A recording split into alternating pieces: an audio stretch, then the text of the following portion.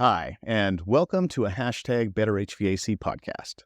My name is Ben Reed, and I want to take you on a journey through the chaotic and troubled world of residential HVAC through conversations with industry experts, frontline workers, policymakers, and entrepreneurs.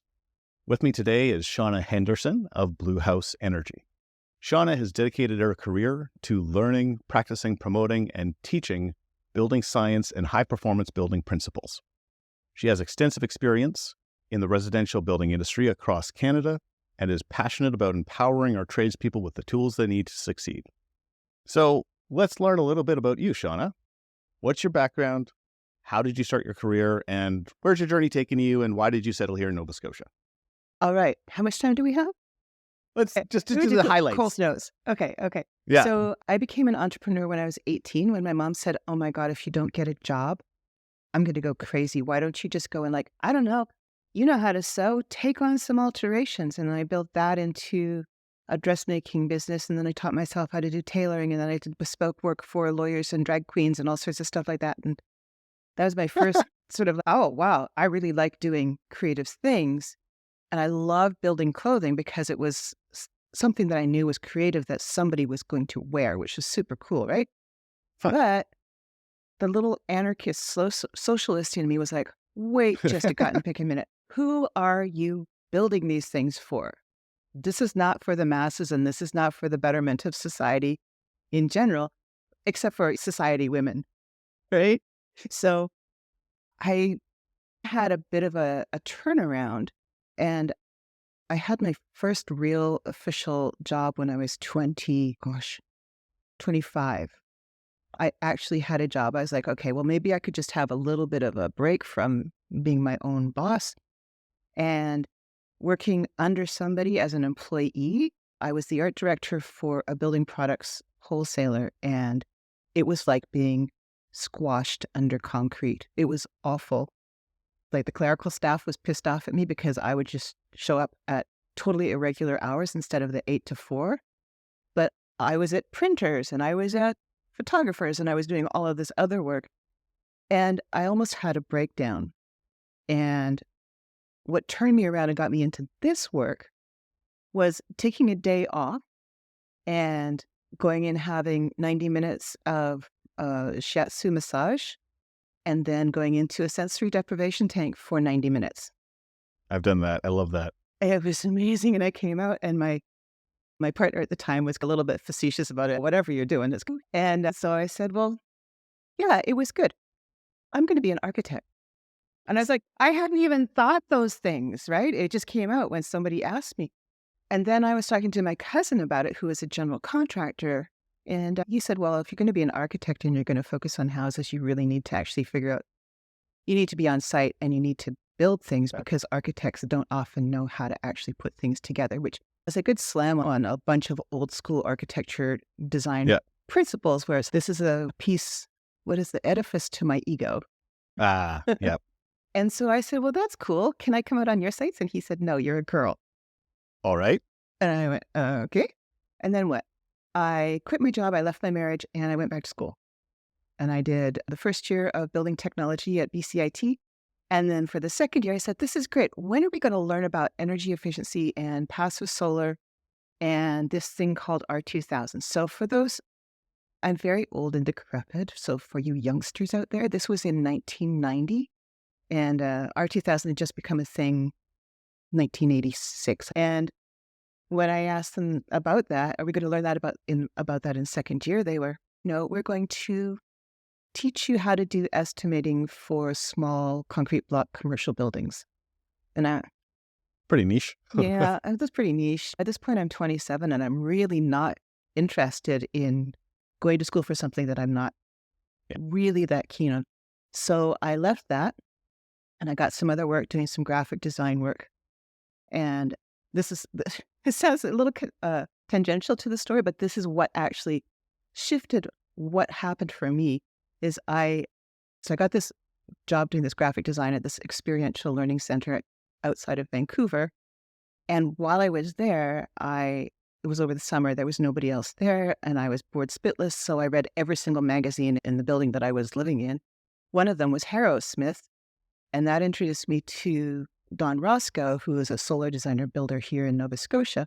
So I wrote a letter to him, sent my CV, and I said, so can I just come out and sweep? I'll sweep up the cigarette butts. I don't care. And he actually called me. So when you called somebody, it cost you from Vancouver, Halifax to Vancouver, it cost you $2.50 to start, and then $1 something for every single minute. And we talked for an hour, and I was like, I can't believe you're spending all this on me. But Don Roscoe called me and said, well, you could come out to my sites, absolutely. But I'm going to do you one better. We have some money from ACOA, which is the Atlantic Canada Opportunities. See? Yeah, opportunities. Yeah, that's the name. And he said to rewrite a manual that this group that I run, Solar Nova Scotia, we've got money to rewrite it from a manual on detached solar greenhouses to attached greenhouses and passive solar homes. So you've got writing skills and drawing skills and desktop publishing skills. So all of these things fit perfectly. So why don't you come out here and you could learn everything and get paid at the same time? So that was a 10-month contract, and here I am 35 years later. Yeah, that's a little tangential, but that's an interesting journey. I think that's why we get along, is because I went on not a similar journey, but I was very much like dissatisfied with kind of just following the template and couldn't really find what I was really passionate about through my 20s. But like I knew there was going to be something that I'm passionate about. Yep. And then now somehow I've landed in the building industry because I think that's where we really align, is about trying to make impact. Yeah, and there's a lot of help that's needed in this industry. Yeah, and one of the reasons that it really sung for me is that it means that you can help the most people where they are in most need. So when I first got into it, I was quite, what's the word? Not optimistic. Sorry, my brain just farted a bit there. Idealistic, there's the word. There you go. Yeah, so I was quite idealistic, and I was going to change the world by doing straw bale construction. And so I started out in that, and I did a couple of buildings and a couple more. Then I realized that I was not going to be able to do massive change in the industry. I wasn't going to be able to help as many people doing that niche piece. Right? So I had some training with the R2000 program, et cetera, in between all of these things, bits and pieces. I went to Manitoba for a year and took a course and got a bunch of technical tickets. So I got my HRAI, heat loss, heat gain, ventilation, forced air system design. I can install ductwork. I'd be really shitty at it, but I can do it. And so I took all of that piece and I thought, well, I can do that's better in terms of getting out there in the market and doing more for more people. Yeah. So yeah, it was really one of the when the passion hit me, it was like being bit by a radioactive spider. Like, he was like, oh, that just jolted me awake. And once I started getting into building science and what the house as a system meant and how it applied, the puzzles and the creativity and the problem solving and how much of my curiosity it took care of, all that stuff was like, this is great. And so I'm 35 years in and I'm still, more puzzles. Let me get into a new house. Let me answer these questions for you. Let's explore this. So it's something that is really, there's a real drive there for somebody who is curious.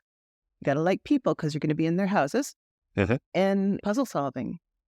And residential buildings, everyone is unique.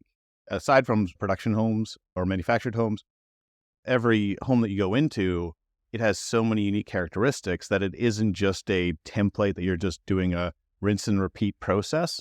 And so it allows like somebody like yourself who's very creative to be able to have that creative outlet where you're soaking in all of these tangential pieces of information, and then you can come to certain conclusions because of that creative drive to be like, okay, I can see things outside of just a myopic engineering focus. I have all these other pieces of information, which then can help me be more effective in solving a problem. Yeah. And while every single house is unique in how people use it, they are all real basic. They've got a foundation, they've got floors, they've got walls, windows, doors, and a ceiling and a roof. Well, yes, ideally. And So the building science is there. So we understand things about heat, air, and moisture flows. And as you move around the house and through different climate zones and different conditions of houses, it's really the dynamics that change, right? So if you've got a house that has really high moisture problems, then you're going to approach it in one way. If it's very dry and drafty, then you know what to look for instead. And without going deep down a rabbit hole on an example, I'll just leave it there. And also, most of Canadian housing is built on one of 12 different types. Okay. So the style changes, right? Whether it's you've got a 2-story house, but it could be a Victorian house. It could be an arts and crafts. Maybe it's a 1.5-story arts and crafts bungalow, but you can have a postmodern 2-story. A split entry house is basically a bungalow with a raised basement. So yes, people use them differently and they have added on to them differently, but we really do have some fundamental things that we can grab onto and say, this is going to work like this because a 1-story house is going to have a different type of stack effect than a 2 or a 3-story house. Just that added vertical is going to change how it works. How you move around with dealing with temperature stratification or ventilation, those things, you have to plan those things out differently. Mhm. Once you get the hang of, okay, I'm looking at a short squat house, or I'm looking at a tall skinny house, and you understand how the stack effect works, and you understand what that air, moisture, and heat transfer mechanisms are happening, how they're happening in those kinds of situations, that's where you get that sort of, not one size fits all, but more like archetypes. Yeah. Processes that can be applied, there is predictability in how the problems are solved. Yeah, Yeah. that makes sense. Yeah. But every house is different. And that's what makes it like absolutely, for me, absolutely joyful to go down into a skanky old basement and say, all right, what's going on here? Like, Always a puzzle. yeah. That's awesome. And so Yeah. speaking of puzzles, was there a bigger puzzle that caused you to start your company, Blue House Energy? Because you could be a practitioner of building science without doing what you're doing with Blue House Energy. I'm going to back up a little because this is how I got into it. So I became an R2000 inspector and evaluator. And then with the company I was working with, started to do some applied research with Natural Resources Canada and with CMHC when they had a research arm. And through that work, so we were doing all sorts of really super interesting things with monitoring indoor air quality with tracer gas and doing all sorts of blower door tests and doing these hours-long interviews with homeowners on how they were doing, what they were doing in the house. And out of that came the EnerGuide for Houses rating service. So we beta tested all of the software, and then we actually did all the pilot studies for EnerGuide for new houses EnerGuide for existing houses, which kind of was a little bit of a branch off from R2000, and then became the rating system that we know today, which is for existing and for new houses. And so I trained people for the team in the field to become energy advisors while doing the work myself, and then was doing a bunch of writing and all sorts of other stuff for natural resources. And all of those things piled together, and I had all of this information, and I started a blog, and then we were doing a bit of training here in Nova Scotia face-to-face. And then with my business partner at the time, we started talking about, well, maybe we should get a trailer and we could fix it up and it could be the super cool dog and pony show so we could teach people building science and drive around in an Airstream. Like, okay, I would like to do that. Who wouldn't? I had 2 little kids, so it was a little challenging. And then we had a strategic investor who came on board and they said, well, if you want to hit a lot of people, you should do this on. We're like, oh, And what about was this? What's that was early 2000s? 2012. Okay, 2012. Okay. 2012. So I was probably, we started thinking about this early 2012. So I was like, but you can't teach all of these things. They have to be shown. And our investor looked at the stuff that I had given him in front, sitting on the table in front of him. And he said, but a lot of this stuff is like concept and fundamentals, and couldn't that go online and then have a live component? And so that's basically where Blue House Energy came from, is we do training online in science and construction technology. So we've been Okay. online providing this to folks in the industry since 2012. We Okay. actually went 11 online. years. Yeah, yeah, yeah. So our first course was 3 modules long. It was called Building Science Basics. It went over heat, air, and moisture flows, indoor air quality, and ventilation.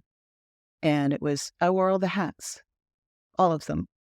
I did all of the writing. I did most of the illustration. And then I had a couple of people come in later on. But I did all the voiceovers. I did all the sound engineering, me and my little closet studio recorder, which was, yeah, that was too much for me. That was like, I hated that whole piece. I was like, I don't want to listen to Uh, my own voice ever again. Here we are several years later, and I'm still doing the same stuff. and there must be a reason why you're still doing it, though. You're making enough of an impact that sustained you that even though you might hate your own voice and maybe hate that closet, that you're still here. Yeah, yeah. And I have other people doing the sound engineering now. So Oh, all I good. have Yeah. to do is say it Hand and off. uh, Yep. and hand it Delegate. off. Yeah. Yeah. So we've had, over the years, we have expanded our catalog.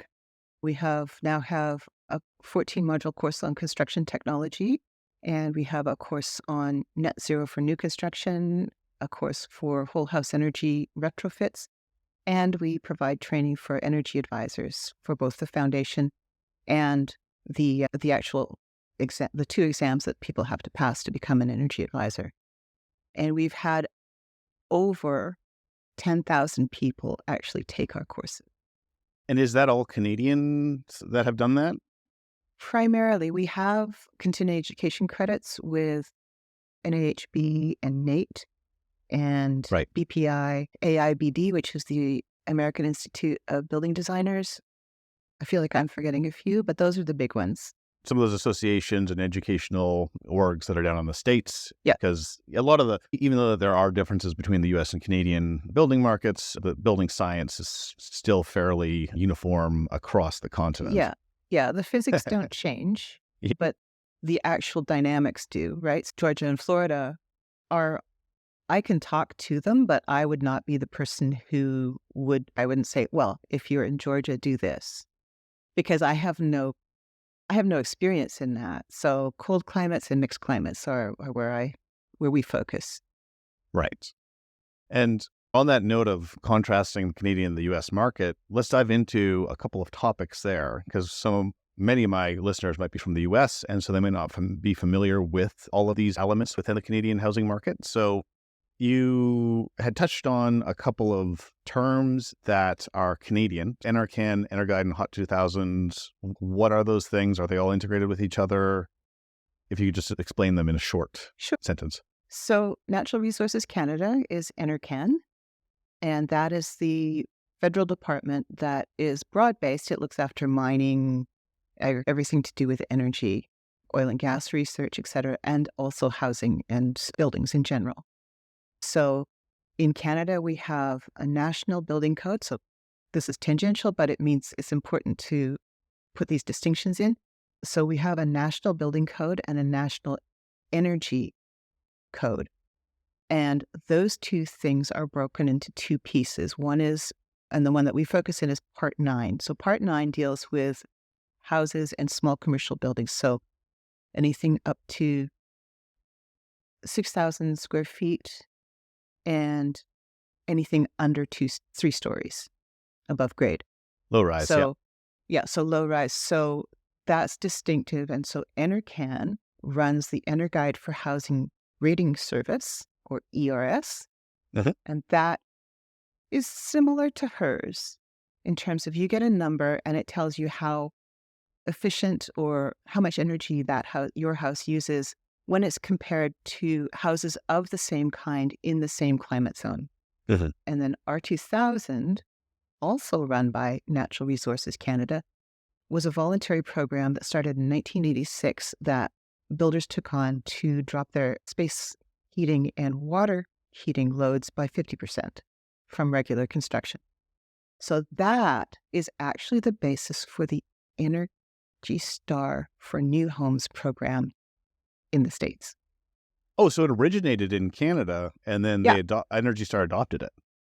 Yeah. And well, Interesting. they brought it down. So originally R2000 or HOT2000 was too many thousands. Yeah, R2000, the it's program, a program. the actual voluntary building program, was 50% reduction. And so here's the funny thing is that Canada's been at the forefront in building science research and technology for many years, for many decades. But around the 80s and 90s, funding started to dwindle off. But folks like Sam Rashkin at the DOE, Department of Energy in the US, were like, "Oh, this is really good stuff." And they had a lot of Canadian researchers and practitioners come to what used to be ACI, Affordable Comfort Institute, which I now think is Home Performance Institute, something like that. Okay. And so lots of presentations and lots of sharing of ideas. And what happened is that your folks or the folks in the States went, "Well, this is really cool stuff. And we know we can take it." And Canadians were like, "Absolutely. Use this stuff. This is great." And so As generous Canadians do, yeah. yeah. And then they packaged it all up and resold it back to us because US is really good at marketing. That they So are, now yeah. we have an an Energy Star for New Houses program that is about 20% or more of the Ontario market, and that's its biggest place, which is also our biggest single market as a province. And so we're giving Okay. royalties to the DOE for the Energy Star for New Oh Houses my. program. That's hilarious. Yeah. Well, yeah, I guess if the funding dried up here for additional development, then, yeah, it just now became a dormant asset that somebody else ended up taking advantage of. Yeah. Yeah. So NR2000 was also the basis for the Passive House program. Okay, interesting. Yeah. Now, I am really bad with names. I have long COVID, so my brain every once in a while just disappears things from me. So the professor who started the Passive House program in Austria pointed back to R2000 and to folks like Harold Orr and a few others and said, "These folks know what they're talking about." So again, it went out of Canada and now it came back, and now everybody's like, "This is the best thing on earth." It's like, well, it's actually from Canada in the very first place. So So that leads me to what we're going to jump to one of the future topics. That leads me to wanting to understand why there was that stagnation in Canadian building science innovation, and then where was there market forces that I guess made it difficult for that industry, that specialization to continue to progress in this country. yeah, I think my perspective is that it has always been a voluntary thing. And the only way that people in a reasonably hard scrabble, atomized industry like ours, the only way they can manage is to keep their bottom line as low as possible. And the building code is the lowest possible legal bar, right? So people say, "Oh, I'm building to the building code." Fantastic. You're just legal. It's like you're 16 and now you can drive. It doesn't mean you're actually doing a good job. So we know that's a problem, right? That if there's no stick and you're making money and you're busy and you run off your feet and you don't have to do anything more to do the continuation or to build your business, and you can't build your business anymore because you're a single practitioner and you can only manage this many jobs in a year, there's no need for the industry to move forward. And then you have the whole thing on the flip side of that is in most big markets, Canada and the US, house sales are driven by square foot price. So people want to buy a house in a certain neighborhood, in a certain style. And when you start adding high performance things into that build, it means you're probably going to put more money into it, which means you need to have a bigger price tag on it. So you could have a code compliant house over here that costs, I can say $100. I'm going to make stupid numbers. Yep. This code compliant house costs $100. It's also going to cost you $100 a year. It's going to cost you money to run every year. And then, but you've got this other house that's a better value for you, right? It's going to cost you $120, but you're only going to be spending $60 a year. That doesn't compute, right? People Not only with look the at how home much is it buyer. going to Yeah. cost me. And not only the home buyer, but the lending institutions, So the lending right? institutions are very, not locked, but they end up, so much of the valuation and so much of the way that they end up shaping the market is based on square footage's value, not healthy homes' value. And so if I was to It's lend it's money m for it's this, yeah, it's a then little bit yeah. different than that. It's a little Okay. bit when the lenders are involved, it's PITE, property interest tax equity. Yeah, that's my COVID brain again. I know these things. I have to look at them.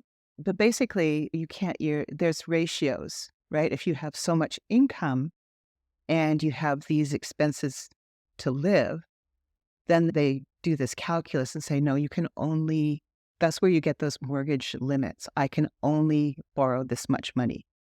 And they don't take into consideration the fact that if I put another $20 into my build, right, with our $120 builds, when I do that $120, the $120 build, that means I'm actually doing better for me, the homeowner, over the long term, even at the selling, if I go to resell, because my operating costs are lower, which means I could actually, if you're looking at the same ratio or these ratios, if my energy costs are lower, then I should be able to put more money into the build because my mortgage cost and my energy costs balance out in the long Mhm. run. The better solution is for me to get a better house.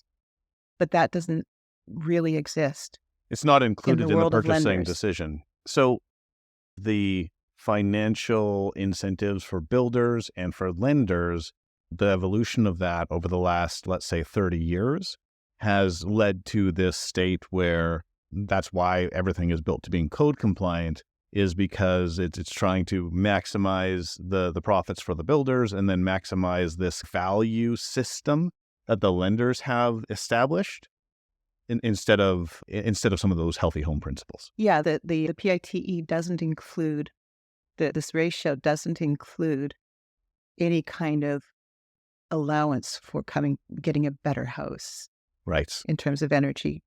And that's a challenge as well because appraisers don't always have something to compare against, right? If you don't have a comp, okay, it's nice that you've got a super insulated house, but I don't have any way of valuing that if there's no other ones.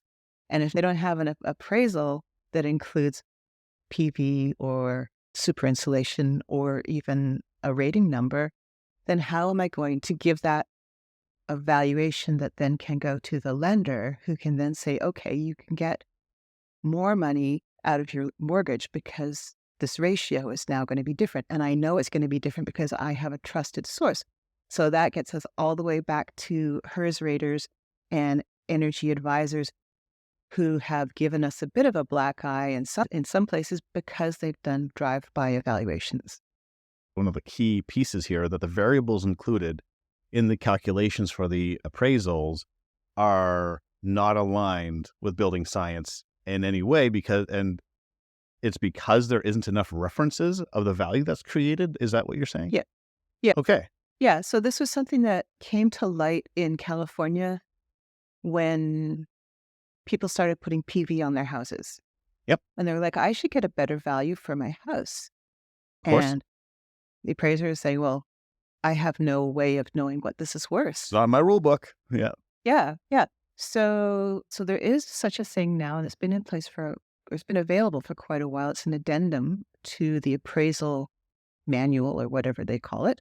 And it's called the Green Appraisal Addendum, I think. That's a really obvious name. And it gives appraisers that layer of energy efficiency, sustainability, renewables, whatever it is. Now, it hasn't been adopted everywhere.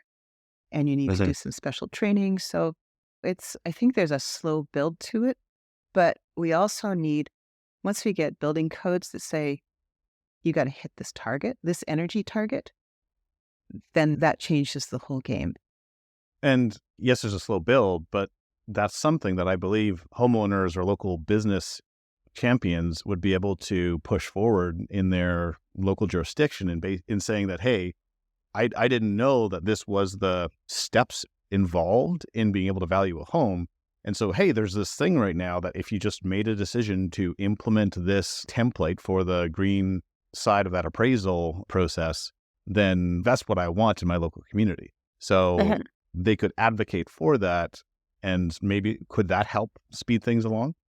It could. I think there's a lot of variables in that are all about politics and who's in Yeah, charge of what always. and who gets to have sway over different things. So I think that yes, people are doing that kind of a push, but it's hard to have that spread out equally with any equity, because you'll find in communities where there's people who have expertise in law and policy and have higher incomes so that they could pay somebody to do that work, they're going to have that kind of potential change in local jurisdiction more likely than a poor neighborhood or a small community that doesn't have a huge amount of resources to throw at innovation and change. Right. Yeah. So I think that going back to the building code, that's our biggest stick. It's really our one and only stick, right? If you don't build to the code in Canada, and Canada does this thing where we have this national code. It's a model code that gets adopted by the provinces and the territories. They modify things to suit, right? For example, BC added in more seismic information into the code. And then BC changed their code to an energy step code, 2016. So what that meant is there's 5 different layers. The first step is code compliant house. Second step is 10% better. Third step is 20% better. Fourth step is changes 50% better-ish. And then the fifth step is net zero passive house level. And it's a carrot and stick approach in the step code. Well, yes and no. It's actually becoming a stick. 2022 was the year that everybody who signed on to using the step code had to get to step 3. So that's 20% better. So Energy Star for new houses level. So that's now BC's bottom layer of code. The tiered step code came to life here in Canada. So now we're actually using a tiered code across Canada. And that's got the similar, they aligned them, harmonized them over the course of the intervening years between when BC brought theirs on and when Canada put theirs into play. So they all match up, but that's a way to help us move forward. All houses will have to be built to net zero by 2050.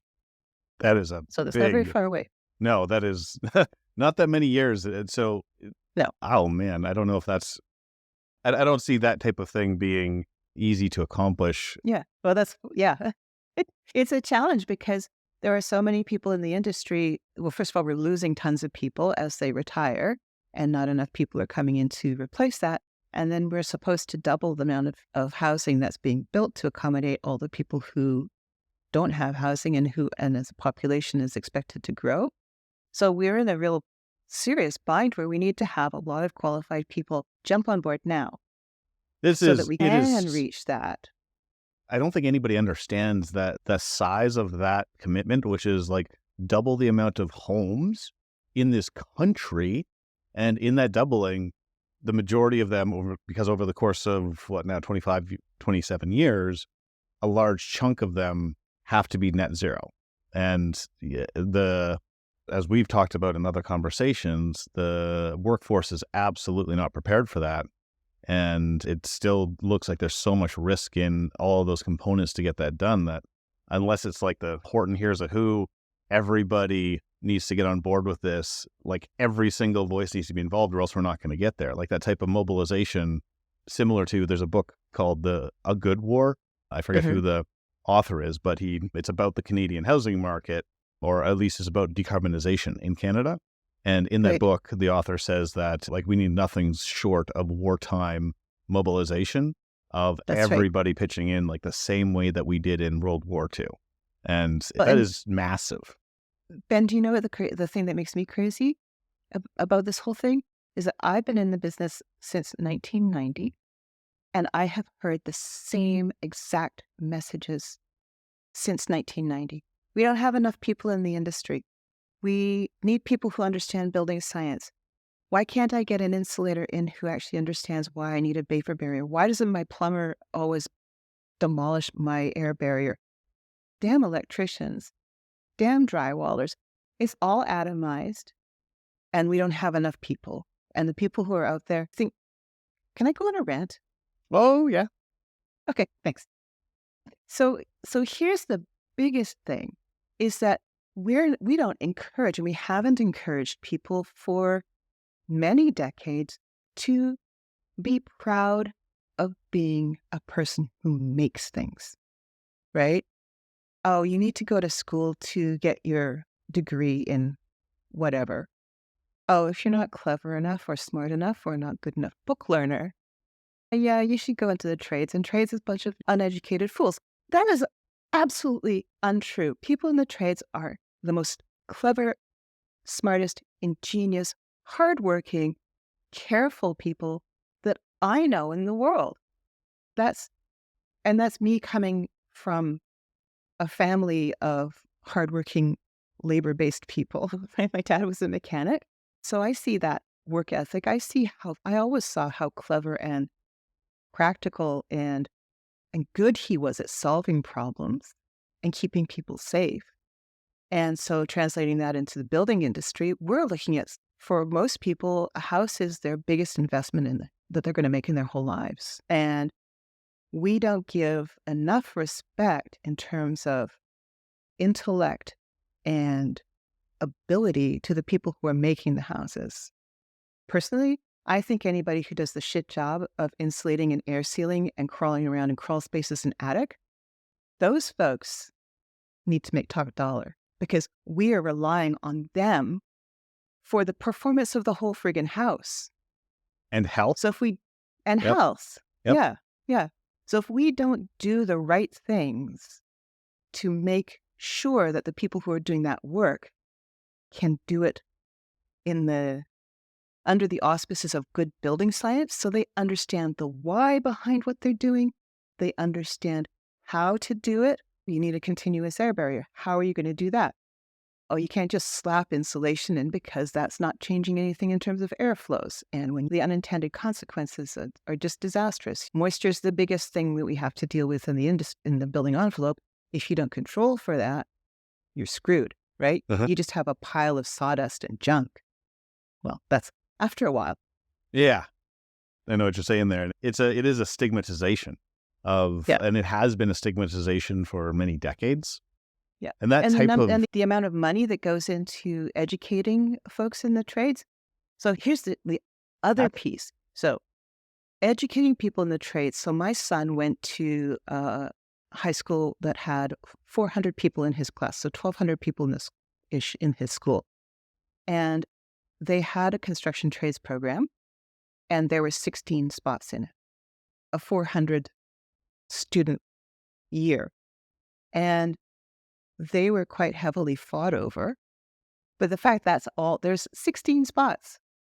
I can't do the numbers in my head, but that was like, it's such a small number of people to put into the flow. So if in Halifax, if there's 5 high schools and each one of those has, let's say 20, because then I can do the numbers in my head. So if there's 5 high schools in Halifax and 20 of them, and they're putting out 20 students a year, that's 100 people who are eligible to go into a construction program. But it's not just carpentry, it's electricians and it's plumbers and it's so we don't have a lot of carpenters who are coming out the end of that pipe. just simply because we're not putting enough in.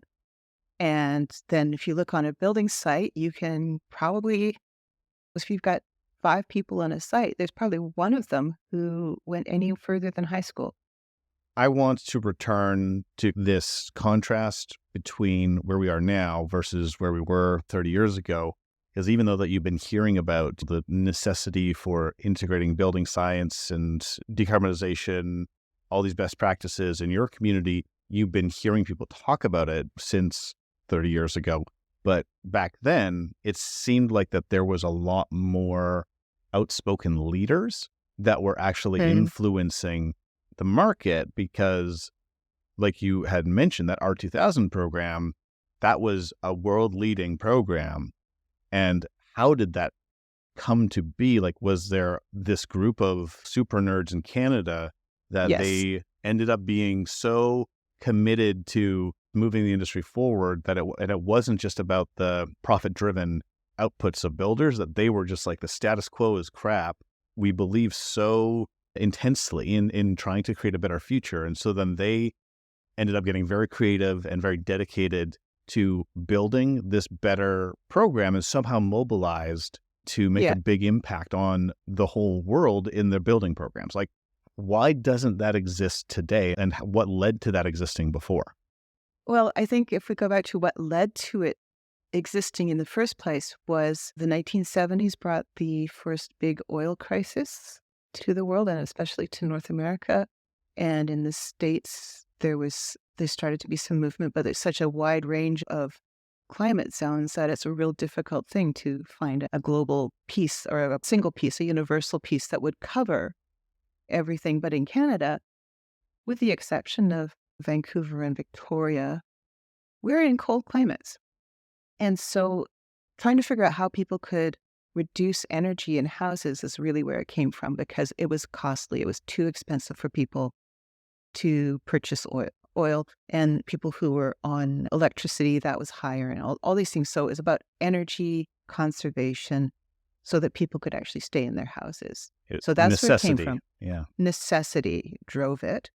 And the serendipity was that the feds were willing to put a big amount of money towards it. And in Natural Resources Canada, they had, which I think was called Energy, Mines and Resources then, there were a couple of champions who went, oh, this is something we can really put our teeth into. And they and the Saskatchewan Research Centre, SRC, started to work on different bits of the project. And so we had Rob Dumont and Harold Orr and their team in Saskatchewan, and they built the Saskatchewan Conservation House, which was the first passive house in the world. So that was in the early 80s. Mm-hmm. And there was a bunch of lessons learned out of that. And then there was a couple of people who got really into it. One of them being a very loudmouth person that most people will recognize when I say their name, Joe Stiebrick. Oh, yeah. So Building Science Corp. He was and still is fairly brash, shall we say, and basically said, well, why don't we put together, we know how to do this. We have building science, we can understand this, and let's go. And he said, and I think 1.5 air changes will do. That'll be cool. So that's where R2000 came from. And Rob Dumont did the very first computer modeling. What became HOT2000 started out as 4 to 8 lines of code. Here's the square footage of the house, here's the surface area of the house, here's the energy costs, let's multiply it out. And HOT2000 is now well over 1 million lines of spaghetti code because they just kept layering and adding and adding. So that's the modeling piece that we use in Canada for most part. But it was those core group of people, passionate people who were already working in the field, some engineers and architects and builders. It was a very small group of people, so they collaborated a lot. And then they had these 2 or 3 really strong champions within the different departments of NRCan and also at CMHC. And so that drove a huge amount of progress, just massive.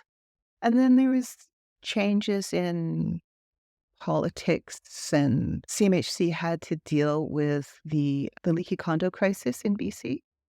And at that point, the lawyers said, no way, we are not going to be liable. So they started to pull back on their research program. And now there is no research program, or there's minimal research program at CMHC. So there's been a lot of outside influences that have pulled back. And we keep reinventing things because of these ebbs and flows of money and expertise. So there's a gap between me, like there's a 10-year gap between me and the cohort that I was just talking about. Yeah. They're all retired now. There's also a 10 to 15-year gap between me and the next cohort of people who are up and coming. So now I'm in the place of being, who's going to get on my coattails and come with me? So that's part of the reason for Blue House Energy is I basically try and put a USB cord in my head, a channel in my head, and just get everything out into a format that's relatively inexpensive for people to purchase, and then also easy for them to fit into their schedule, right? Yeah. You can do this. It's set into different modules and sections so that you could complete something in 15 minutes and then come back and do another thing. So that's basically where I'm at, is like, how do I get the most people moving forward as I can without being, and because I can't physically go and tromp across the country and do things as I did a few years ago before I got COVID. Mm-hmm. So I really appreciate the amount of work that you're putting into the industry to try to make that impact. And from the numbers from all the students that you've taught, it's very clear that there is a very large impact that you've had. What I wanted to talk to you is that there could be other champions out there across the Canada and the US who they could be like my age or younger, like in their maybe 20s and 30s, that they see that everything is completely messed up right now, and that there is a certain level of necessity that is starting up with, Right. I am so concerned that 20 years from now, my daughter and whoever other kids that I have, like my daughter's 2 right now, when looking at the numbers, it's going to be a very rough sort of world to live in as far as the climate goes. And the amount of reliance that we're going to have on the built environment, especially in our homes, is going to be so even higher than it is now. And what's that going to mean for quality of life? And I don't want to sit idly by while this is happening, or get a job somewhere else where I'm not actually solving this part of the problem, because future generations are going to be so screwed if we don't do something now. Exactly. And that's where kind of that model of seeing that just a selection of champions, if they have that bit of completely dissatisfied with the status quo and just willing to bash their head through walls to be able to just throw the rules out the window, we're going to make an impact somehow. And who's coming with us? We need to find some more of those Joe Stebricks, I think, that then could get mentored by people like yourself and maybe even Joe, to be able to be like, how do we smash down all these barriers? And definitely that happens in the industry. So there is a thing that happens every year I think there was a couple of years break. Building Knowledge Canada, which is run by Andy Oding and Gord Cook. Yep. They run spring training. So that's used to be invitation only, but it's a bigger thing now. So it's a gathering of 350 or 500 people. Every year, it's basically you show up on a Sunday night and you leave on a Tuesday afternoon, and everything in between is building science, best practices, what's happening in the industry, how do we deal with codes. Unbelievable range of speakers usually. And but that's you need to know about that to find out about it. And then there's also the new Retrofit Canada program, which is this is the 4th year they're coming up to their conference in June.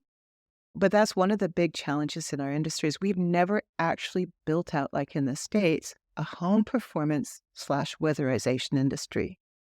Tiny pockets of it exist. So here in Nova Scotia, we never lost rebate programs for folks who wanted to improve the energy performance of their house. Whereas we did have the Eco Energy program, which is prior to the Greener Homes Initiative, was the national level rebate program or incentive program. And then it was dumped. The dates are going to be out of my head, but I did do a blog post about it recently, so people can look at my blog. But it's basically, it got tanked overnight. Nobody saw it coming. It was supposed to have been ongoing for several months, and it got tanked, and we lost all of that. And so that was in the early 2010s. And so we had to rebuild and pull ourselves up to this place where now we have the Greener Homes Initiative, and there's a national level program that is oversubscribed. And it was supposed to be a 7-year program, but now this is actually 3 years and they don't have any more money. I was like, this is not how you run an industry. Stop it. This is the rant. So I'm gonna just Good. try and calm myself down a little bit. Don't calm yourself down. We want to talk about how this is so messed up. All these partial programs, partially implemented. Well, and the biggest thing is that there's no national strategy for energy efficiency. So there's this national program that is based on the Pan-Canadian Framework for Climate Change, which says that we're going to get to net zero by 2050, and that new existing buildings are going to be improved, blah, blah, blah. And that's great, but it's all aspirational thinking until you actually create a policy and a strategy and then fund that, right? Really, the only stick we have in the industry right now is the building code. The National Building Code will include Part 10, which is alterations to existing buildings, which means that if you're doing a significant amount of work in most jurisdictions on an existing house, you're going to have to abide by Part 10, and Part 10 will include the energy conservation measures that are in Part 9.36. So if you're doing a renovation, you're going to have to bring whatever part of the building you're working on, you're going to have to bring that back up to the current code. Yeah. Which for me, and I'm on the working group for CHBA to review all of this work. There's a lot of flags because that is bad building science to just work on that little piece. So if you're doing a kitchen reno and you're going to tear out the wall and you put in some insulation in the cavities and then you throw up a vapor barrier, the rest of the house doesn't have a vapor barrier, and maybe it's sealed. Who the hell knows? So it may or may not be an air barrier, and it may not be actually functional in any way. Who knows? Because right now we don't have to do. It's not part of the building code, but only doing that kitchen, or only replacing one window. Single measures and bit by bit, without somebody who's really good at being able to tie it together and having the continuity of having the same contractor actually doing the work, so they knew what happened first, and now they can go on to what happens next. Friggin' recipe for disaster, complete disaster, right? We're going to have huge amounts of moisture in walls. We're going to have it's going to be more fun to deal with the puzzle of how do we get this to work, but actually implementation of the solution is going to be hell. Yeah, because it's no longer house as a system anymore. It's you now are making a Frankenstein house that has a space age arm, and then the rest of its body is still decaying and falling off. Right. It's like putting a patch on an old pair of jeans. So you end up with the patch and no jeans. Yeah. I appreciate that there's people like yourself that are on those kind of working groups to improve things, because going back to my comments on that, like, you almost need to have the same level of like wartime mobilization where everybody's going to complain, whether it's the builders, homeowner associations, contractors. They'll just be like, oh, but this is hard. You're telling me that if I want to do renovation, I'm going to have to think of the house as a system and then do a whole bunch of other upgrades at the same time. That's difficult. It's like, well, during times of like war that we've been in, like, people would give up certain freedoms and all of these benefits that they have been so familiar with, because they know that the greater good, both for themselves and for their future generations and for the country, would be for them to be like, okay, you know what? This is going to be harder for me right now, but we need to do this. or else everybody's screwed down the line. Yeah. And that's really hard when, again, going back to the fact that there's no strategy and there's no policy and there's no way that people can afford to do that work. Yep. So again, and then that brings us all the way back around to the lenders. If I can't get enough money if I have the lending capacity, first of all, and then second, if I need to have the lending capacity to actually be able to do the work. How does that leave us? We should do this, we should do that. But how do you actually make it happen when we're talking about a whole house retrofit right now is going to be somewhere between $50,000 and $150,000. So putting a value on an existing house that has benefits added to it is a valuable thing, right? That's a Yep. valid way of looking at stuff. But right now it's just, well, this is 150 a square and this is 270. And they're both 1,500 square feet. And I don't really care that one has got an 86 rating and the other is, or whatever the ratings are now. It's we as a whole society need to put more emphasis on the value of the long-term investment we Yep. make, right? So looking at the total cost of building ownership and look at it that in two ways. One is from the homeowner's point of view. So if I'm going to be in this house for X number of years, if I make these changes, how does it benefit me in terms of when I sell the house? Mhm. And then at a municipal level, how much does this save us in terms of now we have a very solid tax base because people don't have to sell because they've got enough money to stay in their houses. They can operate their houses. Infrastructure.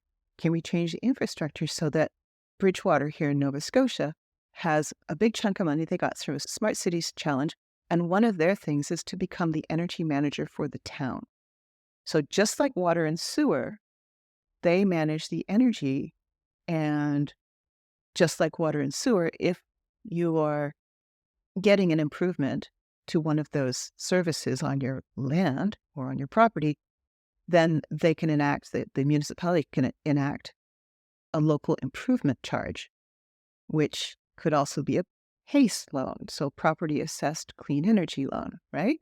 So at the municipal level, there's a whole bunch of cool things that could happen that would take the onus of being a good energy conservation citizen off the homeowner and push it out the other way. So your house is built in 1960. It's got our 2x4 walls. It has R10, and your house needs to be resided. Excellent. We're going to put you in this program, and you're going to save 50% of your energy costs, and we're going to maybe not pay for the siding. We're going to pay for the insulation underneath that. And we're going to do the whole bit in terms of the energy assessment, and we're going to give you this, and it's going to be put on your tax bill, which means that if you sell and that LIC is still there, that local improvements charge is still there, now it's not your fault that you've spent, or it's not your responsibility as the owner. You haven't spent all of the money and you're just going to lose it because it's not reflected in the value of the house. Mhm. So a lot of what's going on right now is all about how do we work the financials so that who's paying for it and what are the benefits? If you look at total cost of building ownership from a municipal level, it's off the charts. This is why wouldn't we do this? Mhm.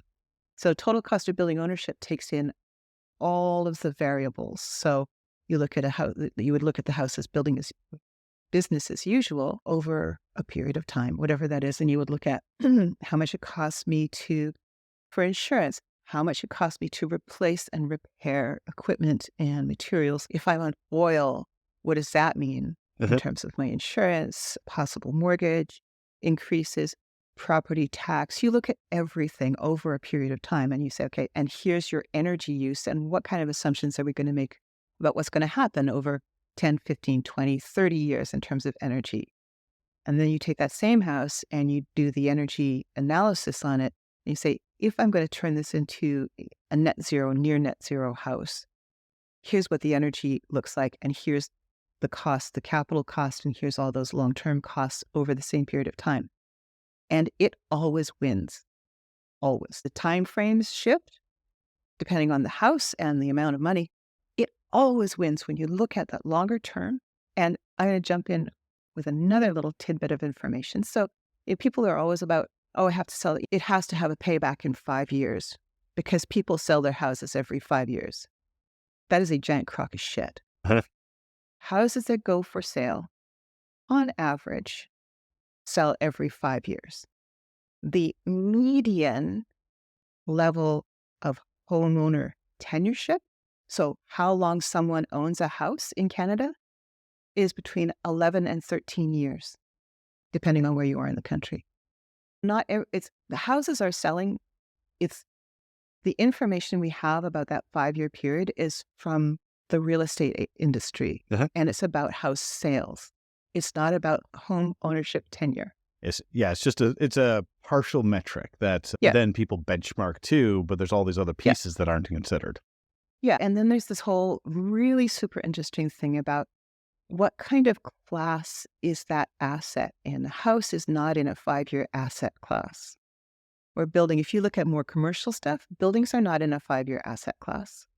They're way longer. So your projection about how much money you're going to invest in your existing investment over a period of time is a very different analysis than for a homeowner.